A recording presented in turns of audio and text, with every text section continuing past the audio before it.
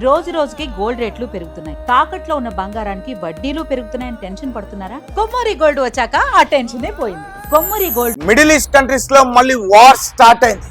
అయితే ఈసారి Iran America కాదు, ఈసారి సౌదీ అరేబియా అలాగే యెమెన్ దేశాలు ఒకరిపైన ఒకరు దాడి చేసుకుంటున్న పరిస్థితి. అక్కడ ఇంటర్నేషనల్ ఎయిర్పోర్ట్స్ తగలబడుతున్న పరిస్థితి. ఒకసారి స్క్రీన్ పైన మీరు కొన్ని విజువల్స్ చూడొచ్చు. సౌదీ అరేబియా రీసెంట్గా యెమెన్లోని సానా ఇంటర్నేషనల్ ఎయిర్పోర్ట్ పైన అటాక్ చేసే ప్రయత్నం చేసింది. అలాగే వారు ధృవీకరించారు కూడా. ఎందుకంటే యెమెన్ దేశానికి సంబంధించి హౌతీస్ ఇరాన్ సపోర్ట్తో ఉన్న కొంతమంది అధికార ప్రతినిధులు ఆ విమానంలో ప్రయాణిస్తున్నారు. అందుకోసమే ఆ విమానం అక్కడ ల్యాండ్ అవ్వకూడదని చెప్పి మేము అటాక్ చేస్తామంటూ వారు అధికారిక ధృవీకరణ అయితే చేయడం జరిగింది. అయితే వెంటనే యెమెన్కి సంబంధించి హౌతీస్ గ్రూప్ వీరు కూడా మళ్ళీ వెంటనే సౌదీ అరేబియాలో అబా ఇంటర్నేషనల్ ఎయిర్పోర్ట్ పైన అటాక్ చేసేందుకు ప్రయత్నించారు.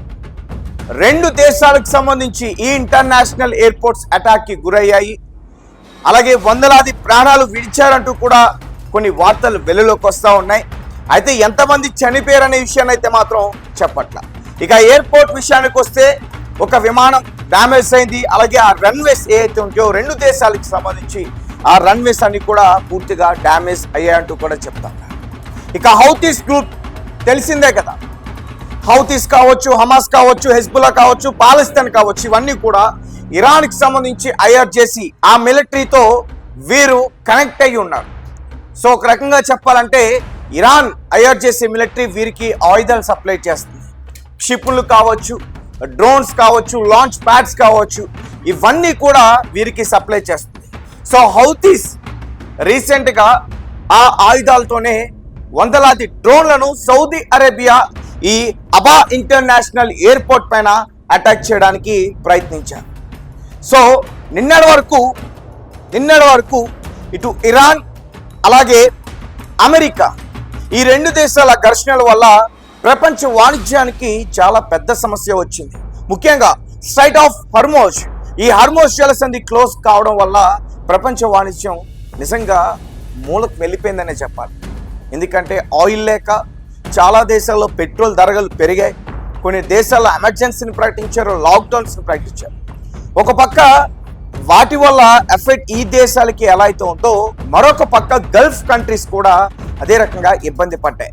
ఇరాన్ అమెరికా స్థావరాల్ని అటాక్ చేయడానికి ఏదైతే మిసైల్స్ని వారిపైన వదిలారో ఆ డెబ్రిస్, ఆ శకలాలు ఆ గల్ఫ్ కంట్రీస్లో కొన్ని కువైట్ కావచ్చు, ఖత్తర్ కావచ్చు, ఇటువంటి దేశాల్లో అవి పడి వారి ఇన్ఫ్రాస్ట్రక్చర్ కూడా డ్యామేజ్ అయింది. అలాగే ఆ దేశాలన్నీ కూడా భయపడుతూనే ఉన్నాయి. ఎప్పుడు ఇరాన్ ఏ రకంగా అటాక్ చేస్తుందో అర్థం కావట్లేదు.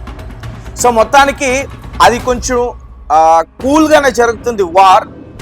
ఒకసారిగా పెద్ద అటాక్ జరుగుతుంది, మళ్ళీ మాటల కోసం చర్చలు జరుగుతున్నాయి, ఇలా జరుగుతూనే ఉంది. అయితే అది ఇంకా అలా జరుగుతూనే ఉంది, దానికి ఒక ఫుల్ స్టాప్ అయితే లేదు. మళ్ళీ ఇప్పుడు అదే మిడిల్ ఈస్ట్ కంట్రీస్ దగ్గర యెమెన్ అలాగే సౌదీ అరేబియా ఈ రెండు దేశాలు కూడా అటాక్ చేసుకుంటూ ఉన్నాయి. సో చూద్దాం మరి ఈ వార్ కనుక ఇదే రకంగా పూర్తి స్థాయిలో జరిగితే చాలా పెద్ద ఎత్తున డ్యామేజ్ అయ్యే అవకాశం ఉంటుంది. మరీ ముఖ్యంగా స్ట్రైట్ ఆఫ్ హార్మోస్ ఎలా అయితే క్లోజ్ అయిపోయిందో, ఇక్కడ యెమెన్ దగ్గర కూడా బాబ్ అల్ మందాబ్ స్ట్రైట్, సో ఇది కూడా హర్మోస్ జలసంధి లాంటిదే. సో వారు కూడా హౌతీస్ ముఖ్యంగా దాన్ని క్లోజ్ చేసే ప్రయత్నం చేస్తే ప్రపంచ వాణిజ్యానికి ఇంకా సమస్య వచ్చే అవకాశం ఉంటుందని అంతర్జాతీయ నిపుణులు అయితే చెప్పడం అయితే జరిగింది. ఒకసారి మీరు క్లియర్గా కొన్ని విషయాల్ని చూడొచ్చు.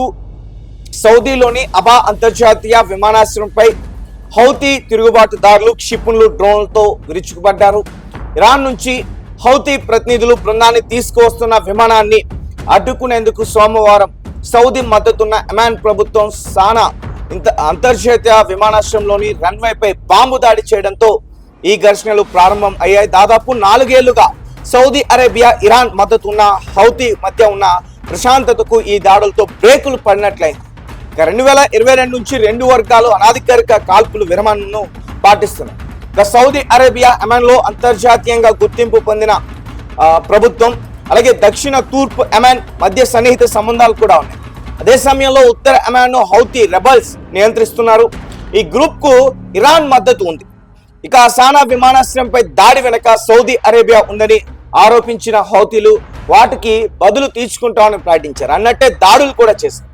తాము ఆ క్షిపణులను అడ్డుకున్నామని సౌదీ అరేబియా వెల్లడించింది. అయితే వాటిలో కొన్ని అబా ఎయిర్పోర్ట్ పై పడడంతో మంటలు చెలరేగిన ఆ దృశ్యాలు ప్రస్తుతం సోషల్ మీడియాలో విపరీతంగా వైరల్ అవుతున్నాయి. ఇదిలా ఉంటే హౌతీ తిరుగుబాటుదారులకు చెందిన లక్ష్యాలపై సైనిక దాడులు ప్రారంభించడానికి ముందు సహాయం కోసం అమెరికాని సౌదీ సంప్రదించినట్లు అంతర్జాతీయ మీడియా కథనాలు వెల్లడించాయి. అందుకు ట్రంప్ సానుకూలంగా స్పందించినట్లు తెలుస్తుంది.